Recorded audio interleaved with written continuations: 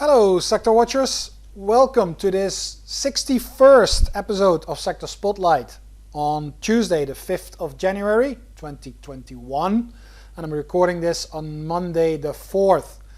Let me start with wishing you a very happy and healthy new year, and I hope that you all managed to have a very happy holiday season, meet some family and friends, had a reasonable Christmas within the means of the restrictions that we all have undoubtedly.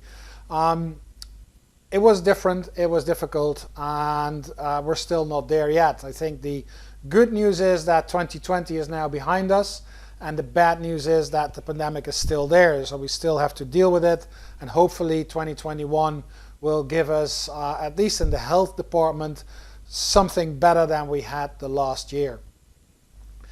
Because this is the first episode of Sector Spotlight in 2021 and the first episode, first Tuesday of January, obviously we'll have our fixed segment of monthly charts.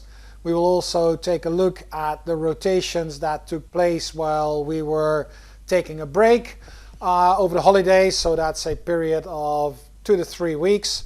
And I sure hope that you managed to look at the two pre-recorded evergreen versions of Sector Spotlight that we recorded, the interview with Charles Brown of CB3 Financial, and my take on how you could use RRG in a top-down fashion to build up your portfolios and your asset allocation.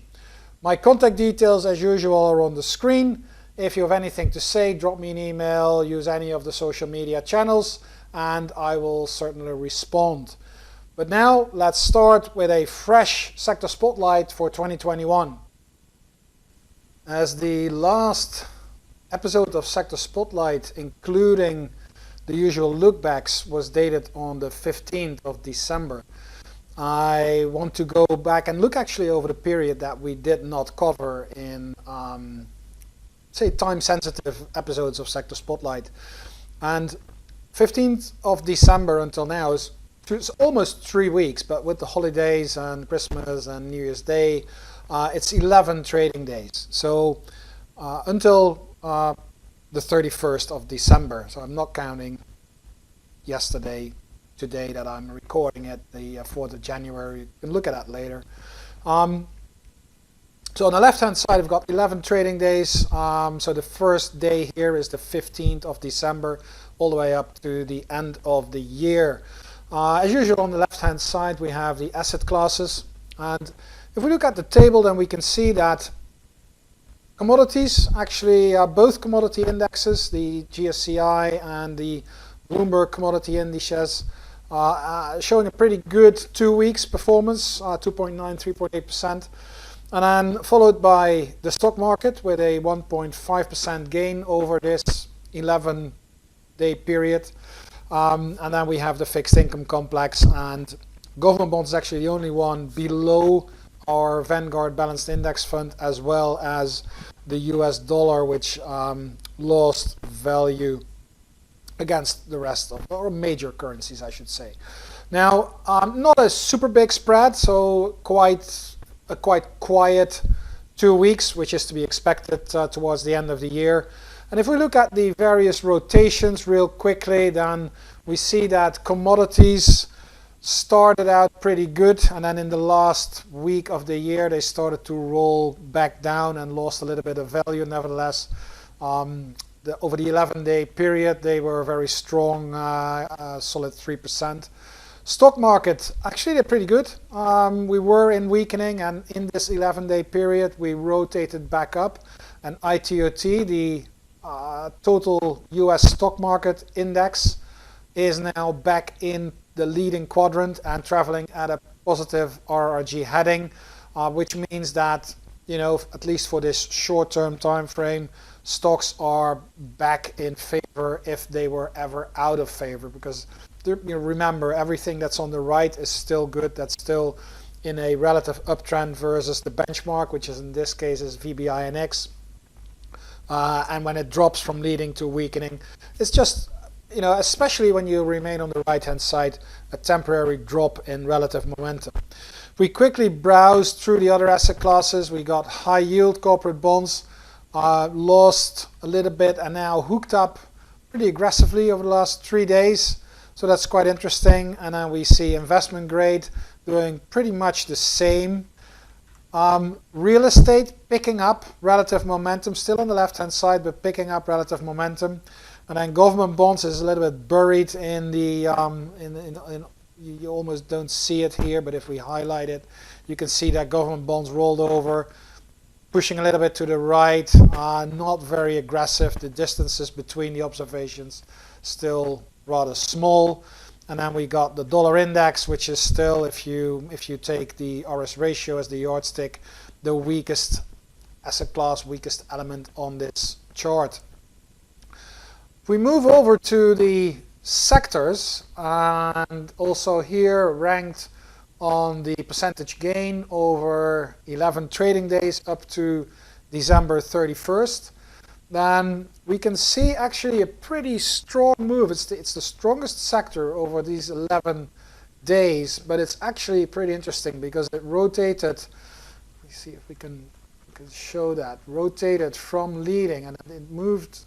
This is the start of December 3, moving into weakening, and now it's moving, rolling back up, and actually almost crossing over into the leading quadrant. From weakening, which is, as we know, a pretty strong sign. And I actually, in last weekend's Chart Watchers newsletter, I actually wrote an article about this move. And the title says that financials are en route for a strong start in 2021. And this tail is partially the reason for that, in combination with the weekly tail that I'm showing in that article. So I'm keeping an eye out for financials for sure. And technology had a pretty good 2.5 weeks. Seems to be getting back into the swing of it. Last few days lost a little bit of momentum, but it's back inside the leading quadrant, which is strong. It hadn't been there for a while, so that's a good one. And then we have materials also above SPY with a almost straight line up on the RS momentum scale. Distances are not very big, so I'm wondering how the follow through will be, but over the last 2-3 weeks has been pretty good, and we need to see how this is going to play out any further, because what we like to see is that it will start to move over to the right hand side of the graph, also on this daily RRG. Now we have healthcare, close to the benchmark. Very short distances between the day-to-day observations, very, very low RRG velocity, as we call it, so hard to call there. And then we have consumer discretionary actually rolling over. It was at a good heading, but it's now rolling over. And remember, we now have Tesla inside that sector with a pretty big weight of about, it's like 12-13%. Together with Amazon, that's now the biggest driver of that sector, and it's actually rolling over, at least on the sector level. So pretty cautious outlook, at least for the short term, for consumer discretionary. And if we go to the staples part, then we see, well, we see nothing actually, because what we see is that it's actually just hovering around that 100 level on the RS momentum scale. The tail is actually shortening, and that indicates that there is not a lot of power, not a lot of fuel behind that move. It's almost a surplus. So from a relative point of view, that's pretty neutral, I would say. And then we have real estate picking up a little bit. So that's a good thing. You see that real estate sector is now inside the improving quadrant, starting to travel at a positive heading. Still far to the left relative with the other sectors, but the heading is okay. And then we got communication services, which was our seasonal pick for the month of December, and it actually started out pretty good. So if we go back, so this was the start of the month.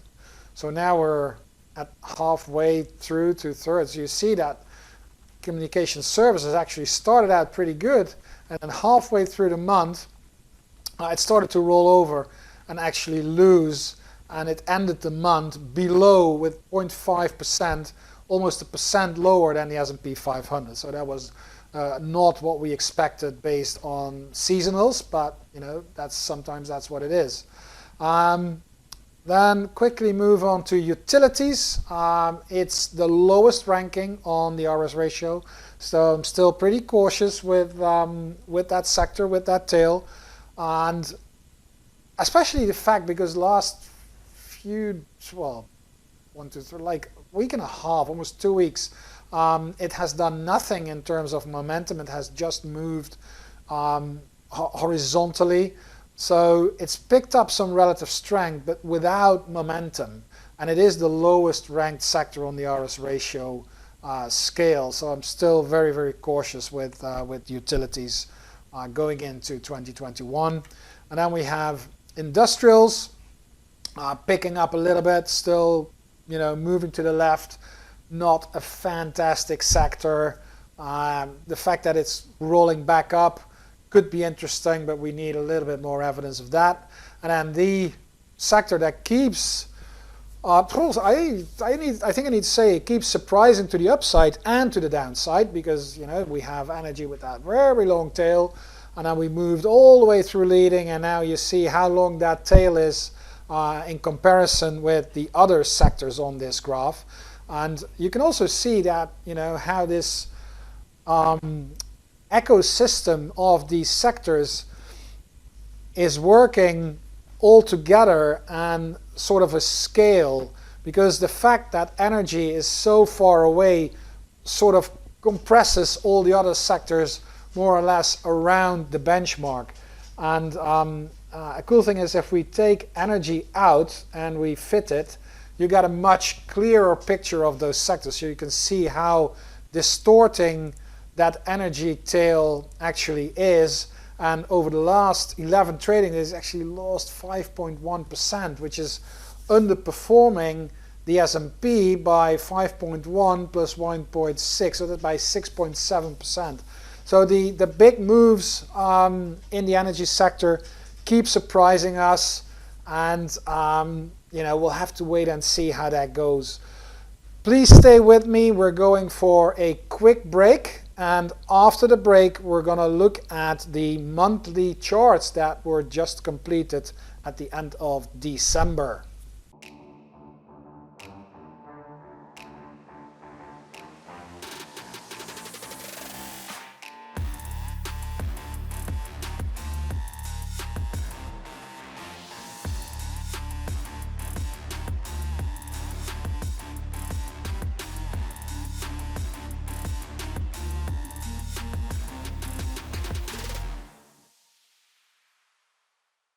And welcome back.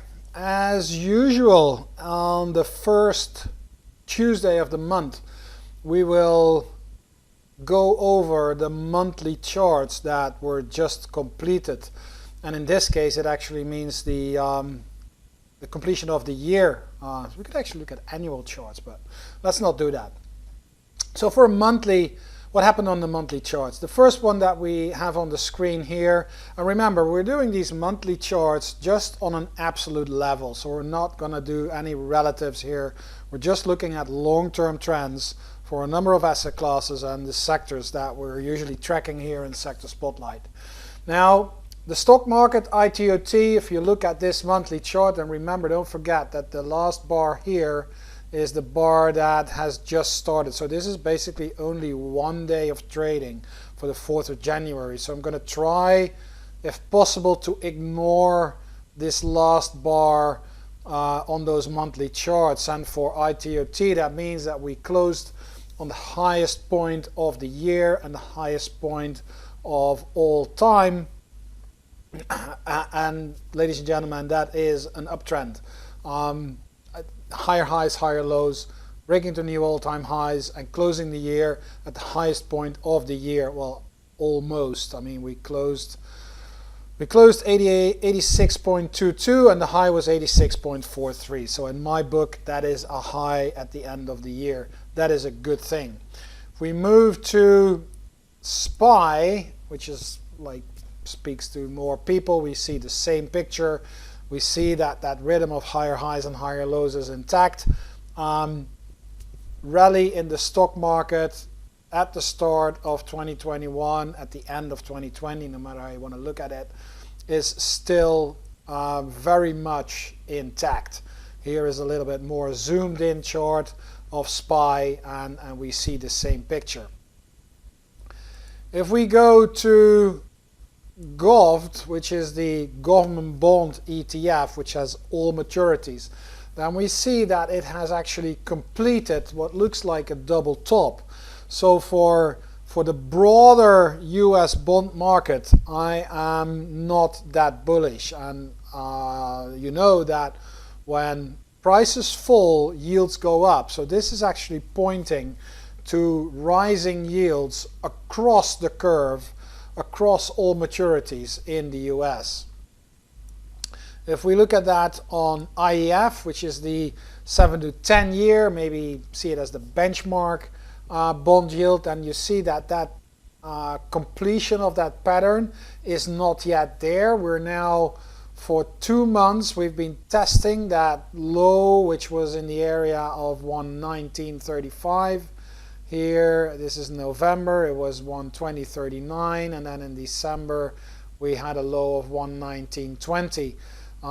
So 119.35, 119.19, and 119.20. So that level just above 119 in IEF is a pretty important level. I think if that gives way to the downside, you'll see probably an acceleration in the rise of yields, falling bond prices.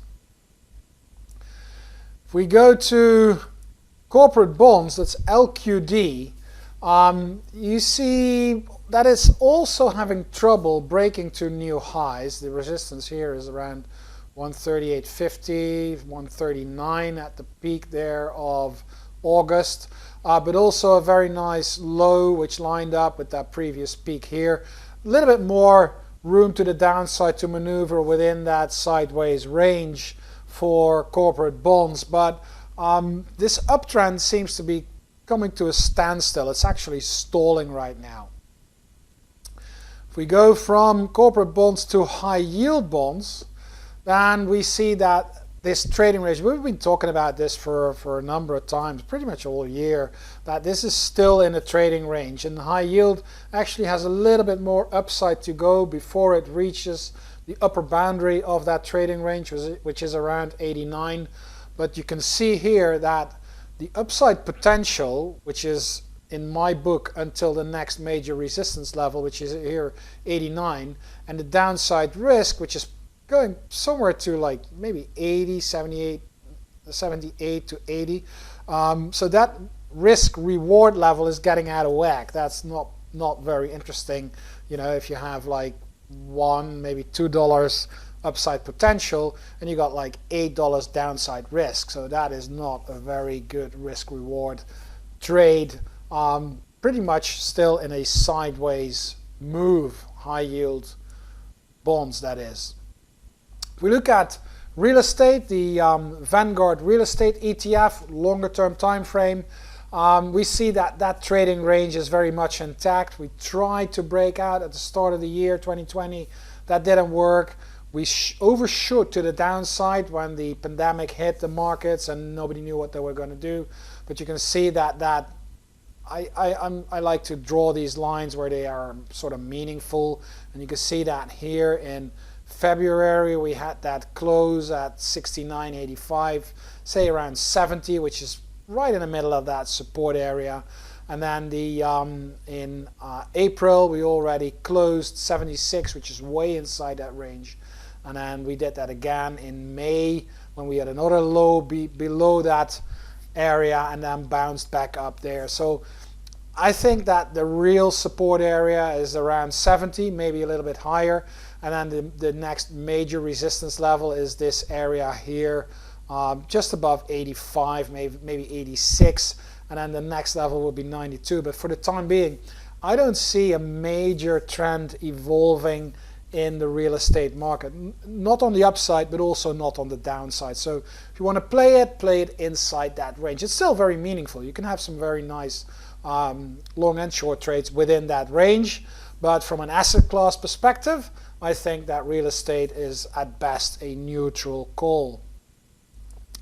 And then we go to the commodity complex. So the commodities, those are actually improving a little bit. You can see where they're coming from. So they're there is still not a rhythm of higher highs and higher lows, but we are breaking some meaningful levels here, especially in DJP. We got back above that major support level.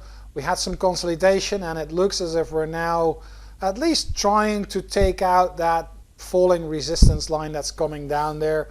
So commodities could be in for improvement in 21.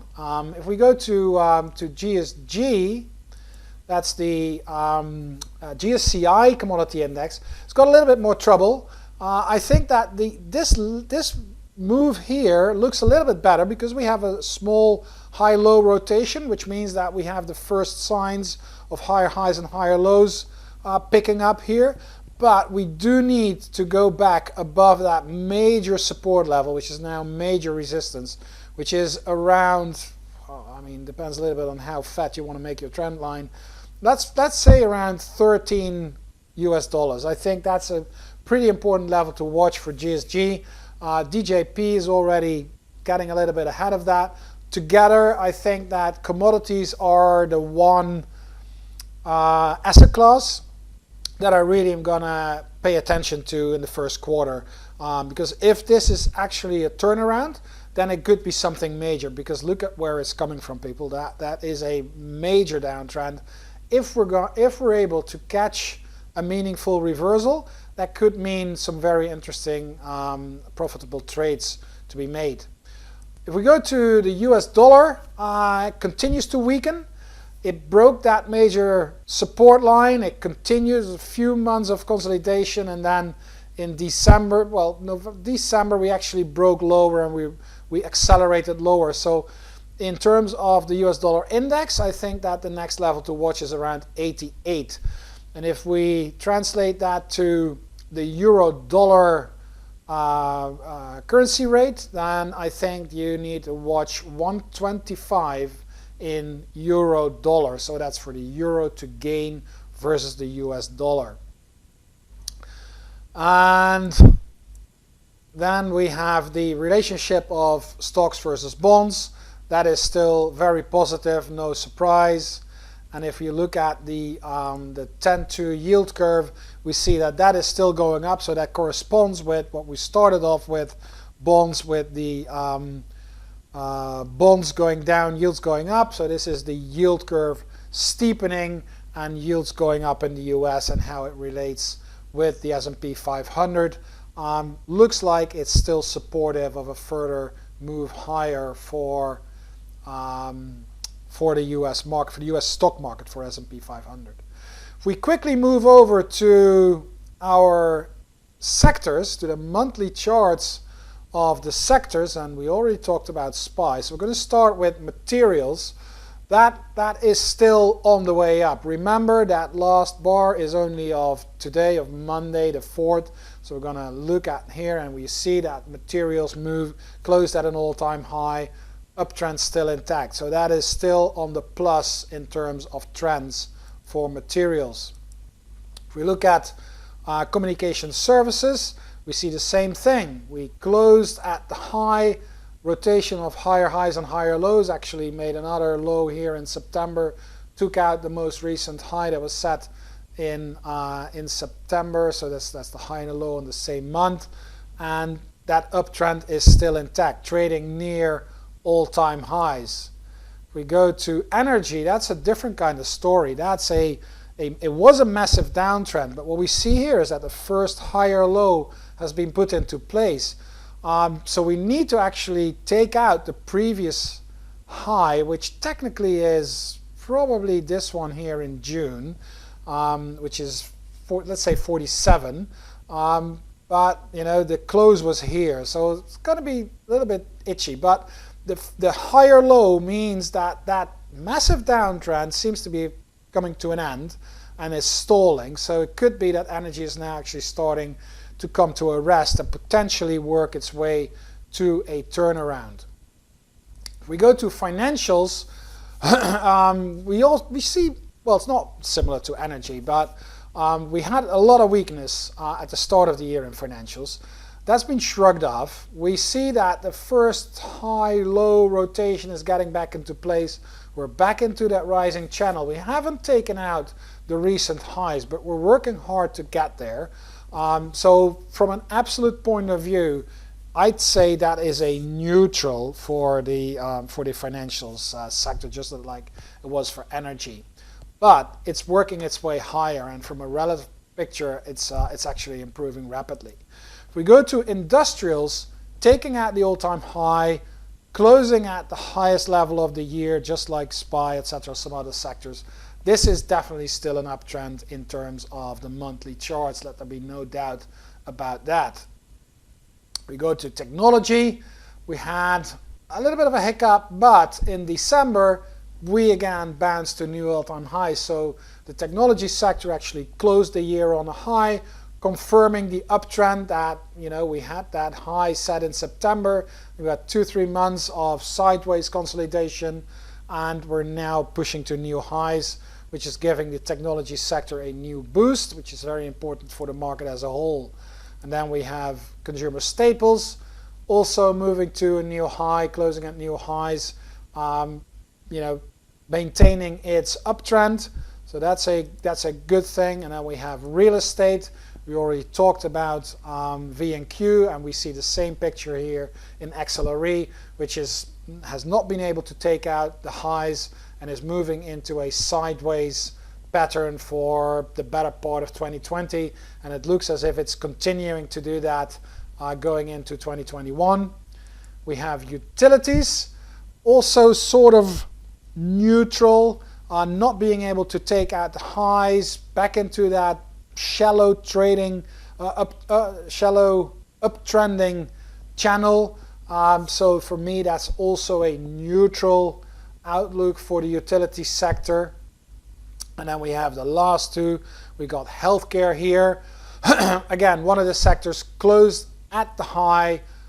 Rhythm of higher highs and higher lows still intact.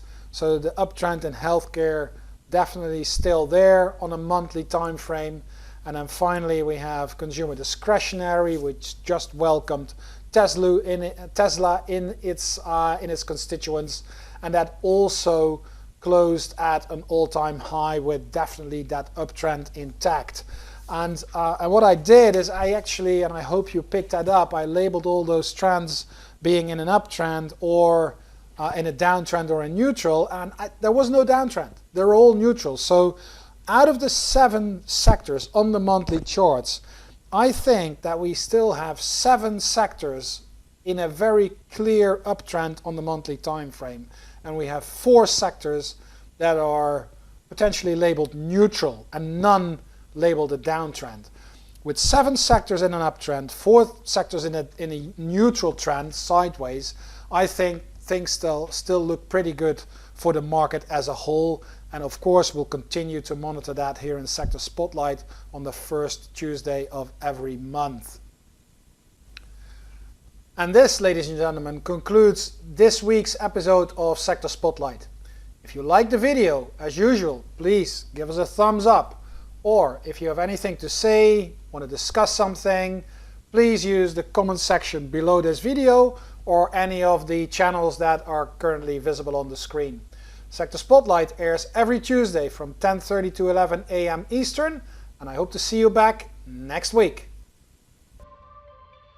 Hey, Grayson Rose here with StockCharts. Thank you so much for watching. I hope you enjoyed that video. If you did, consider giving it a like down below, maybe leave us a comment, and if you're new to the channel, you can subscribe at the link up above. We're gonna bring you daily content from an incredible collection of technical analysts and financial experts.